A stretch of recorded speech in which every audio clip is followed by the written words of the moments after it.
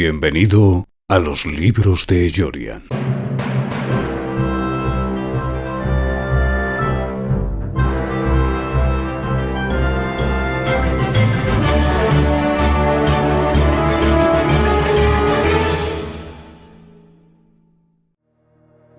Capítulo 14.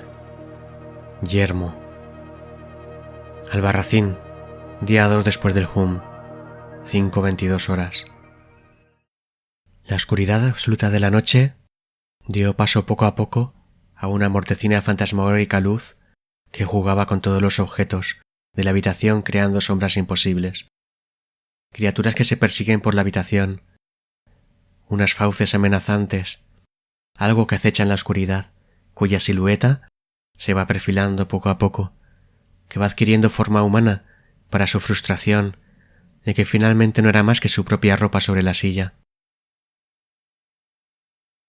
Sebastián, que siempre había disfrutado escuchando programas de radio y podcast de misterio, como La escóbula de la brújula, La rosa de los vientos o Turno de noche, no podía dejar de imaginar, en la hora crepuscular de la noche en que el alba está a punto de romper y todo parece posible, una figura fantasmagórica, ensotanada, que le vigilaba desde las sombras y ante la cual él no era nada ni tenía la menor posibilidad, pues aquella idea se mostraba como tan irreal y al mismo tiempo la adivinaba tan posible que aunque ya se sentía demasiado mayor para esas cosas, se estremecía en la cama.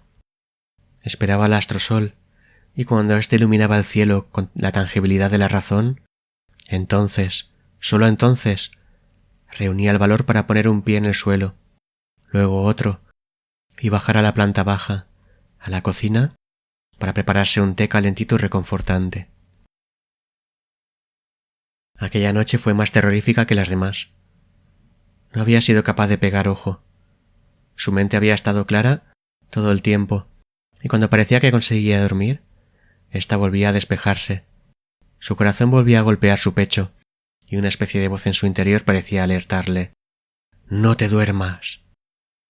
Se incorporó. Estiró sus brazos.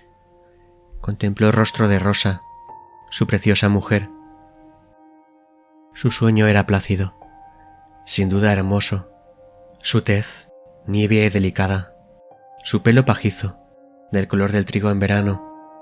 Y bajo sus delicados párpados, unos ojos de un inconmensurable azul oceánico, donde le gustaba perderse, el lugar de su recreo, de sus pasiones, su dulce amada, de la que siempre había estado secretamente enamorado desde su niñez, hasta que finalmente un día reunió el valor para invitarla a salir.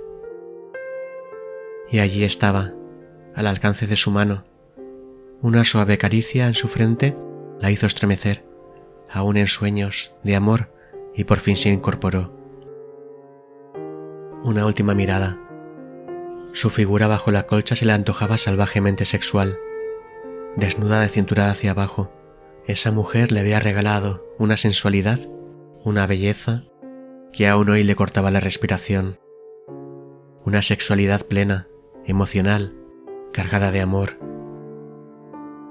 Una ligera punzada de dolor, un momento de duda en el que el cuerpo le pidió que volviera a la cama junto a ella, a abrazarla, a sentir su cálida piel en contacto con la suya, a enterrar su nariz entre su pelo, a aspirar profundamente y cerrar los ojos junto a ella. Rápidamente apartó esos pensamientos y tras calzarse las zapatillas y juntar suavemente la puerta, dejó atrás la habitación de sus pequeñas y bajó la escalera hasta dar en el vestíbulo principal. Entonces, un fuerte hedor y el desagradable recuerdo de la noche anterior le asaltó con su cruda realidad. Aquellos estúpidos y arrogantes cazadores, asesinos de conejos, borrachos, zoquetes, habían irrumpido amenazadoramente en su casa con sus escopetas de caza y habían amenazado la paz de su familia. Su padre siempre le había advertido: un tonto es más peligroso que un enemigo. Te hacen daño y ni siquiera se percatan de ello. Con su estupidez son capaces de destruirte de forma mucho más eficaz que tus enemigos. Y cuidado con recriminarle su actitud, pues te acusarán de una maldad inefable. Jamás te pongas delante de uno de ellos. Y sin embargo, se sentía atropellado por una manada de estúpidos bobos, anormales, tontos, imbéciles, que no serían capaces de reconocer la realidad aunque ésta se estrellara en su cara, pero que sin embargo los sentía capaces de destruir a él y a toda su familia, arguyendo la creencia más estúpida que quepa imaginar.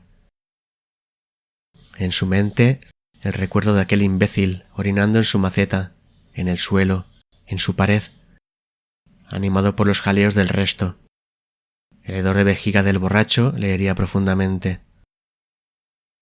¡Oh! La planta había muerto. ¿Qué demonios debía haber en la orina de aquel cretino para haberla fulminado de ese modo?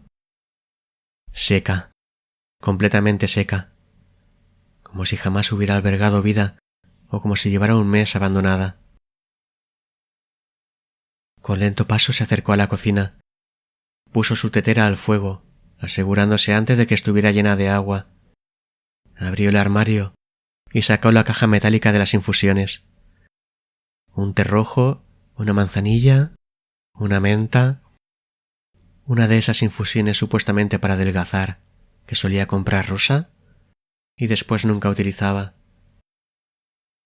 Su mano se deslizaba perezosamente acariciando los sobres, debatiéndose entre el amargo té que les papilaría o la dulce manzanilla, cuando, como un resorte, sus manos se crisparon, se pusieron completamente rígidas, haciendo caer la vieja caja, que se estrelló con metálico estrépito contra el suelo.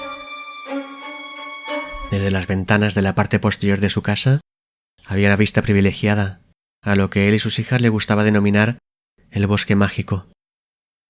Ahora, a través de la cocina se extendía ante sí dicho bosque, completamente seco, como su planta, como si jamás hubiera albergado vida. Más allá, en otra cocina, 3 cafés humeantes, cucharillas tintineantes y una voz, la de Abel, que metrallaba sus palabras a borbotones, excitado, casi fuera de sí, mientras Raquel y Carlos, sentados junto a él, a la mesa, escuchaban con ojos desorbitados con sus cafés en sus manos, calentándolas. Ese café les unía a la tierra, a la realidad, a la vida. Representaba un puente entre la pesadilla que estaban viviendo y el mundo tangible y lógico que había conocido hasta entonces. La pobre Susana, hecha un ovillo, languidecía sobre el sofá, vigilada de vez en cuando por la atenta mirada de Raquel, que no pensaba perderla de vista. Es la hora final, es la clave, ¿entendéis? Es la hora final.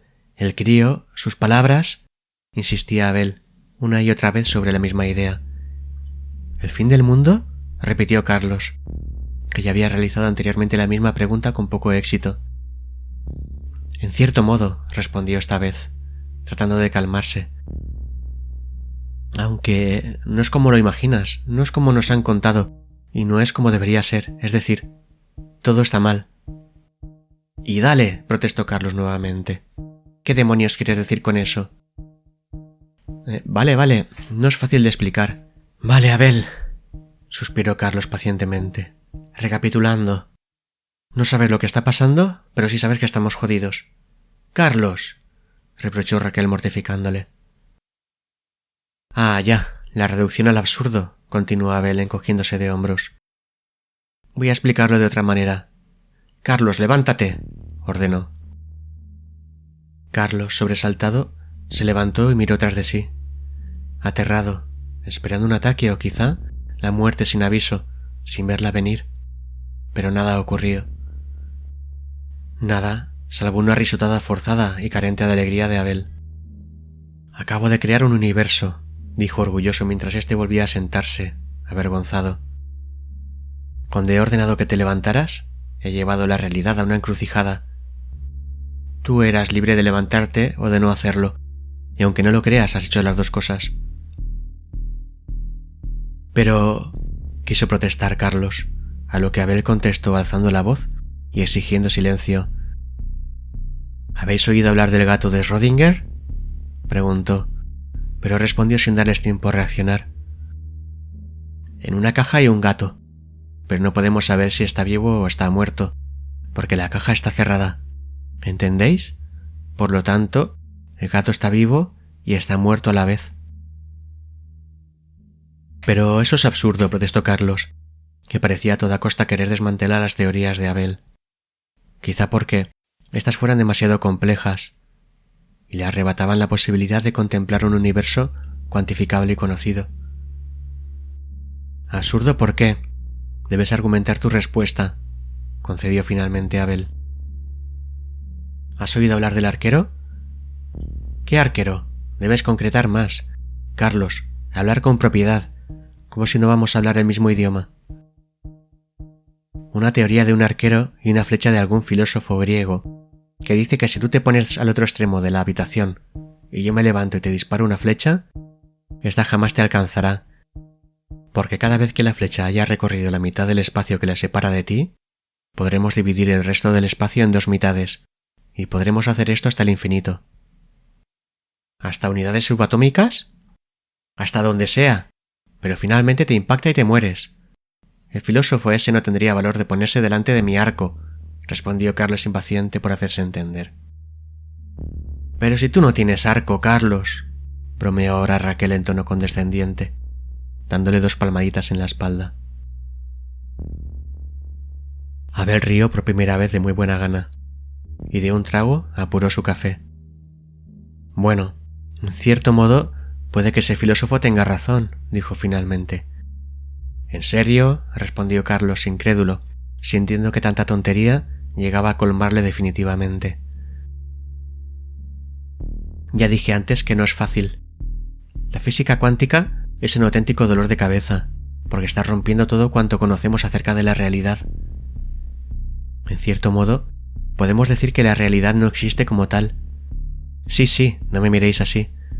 No soy un científico, solo un aficionado. Pero está claro que la ciencia de lo subatómico, la ciencia cuántica, está empezando a dar la razón a los antiguos filósofos en muchas cosas. Es decir, que todo aquello que ellos defendían a través de la intuición o de una muy elaborada lógica, parece que se está cumpliendo. Por ejemplo, una de las cosas que se está investigando es si realmente la materia llega a tocarse o no. Quizá la flecha nunca impacte en mi cuerpo. Quizá ese contacto no se produzca porque sea imposible. Bueno, supongo que ya no se está investigando nada de eso. Supongo que ya no se investiga nada. Abel se hundió en su silla. De pronto, completamente abatido, como si la tierra le tragara, como si hubiera encogido, hasta casi dar con la frente en la mesa. ¿Pero qué tontería es esa? Si te lanzo una flecha te mueres y punto. Ya, respondió Abel con tono apagado. Quizá me muero porque creo que debo morirme. ¡Ja! Razona eso, exigió Carlos. Bueno, en el mundo de la medicina son muy conocidos los casos del mal diagnóstico de un cáncer.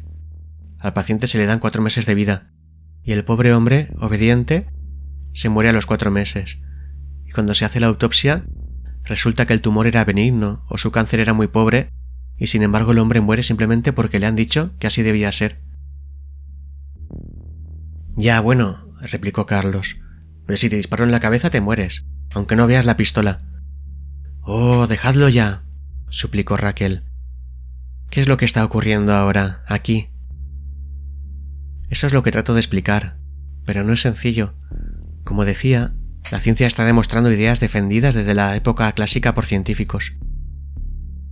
Puede que siempre hubiéramos poseído la verdad de todas las cosas y que las hayamos olvidado con el tiempo.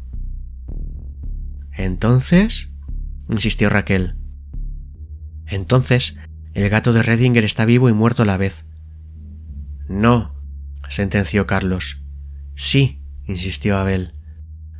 Pero si abro la caja, descubro que está muerto y se acabó el experimento, insistió Carlos.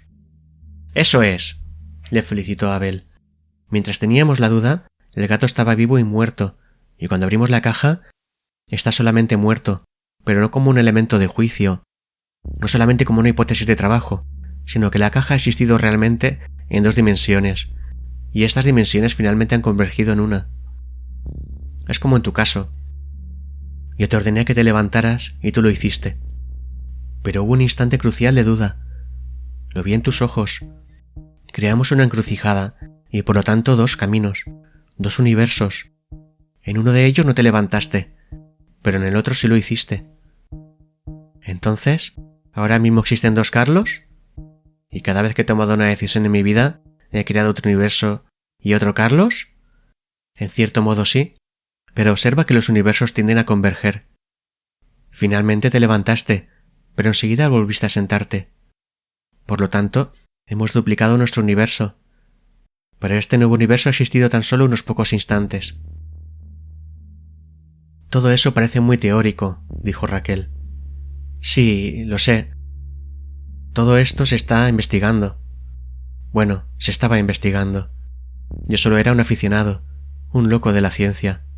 Supongo que la ciencia ya ha terminado, al menos de momento. ¿Pero qué tiene que ver el maldito gato con nosotros?, interrogó Carlos. Aún no lo sé, reconoció Abel. Pero sé que el cometa Apophis no debía pasar tan próximo a la Tierra. Tocó nuestra atmósfera, y parte de él quedó en ella. ¿Y tú crees que el cometa ha dejado algo en la atmósfera que provoca que los muertos se levanten?, preguntó incrédula Raquel. No lo sé. Pero no debía pasar tan cerca. Era imposible que lo hiciera, ¿entiendes? Su parábola estaba perfectamente trazada. Era imposible que se aproximara tanto. ¿Y eso qué significa?, insistió ella. No lo sé. Abel enterró su frente entre sus manos.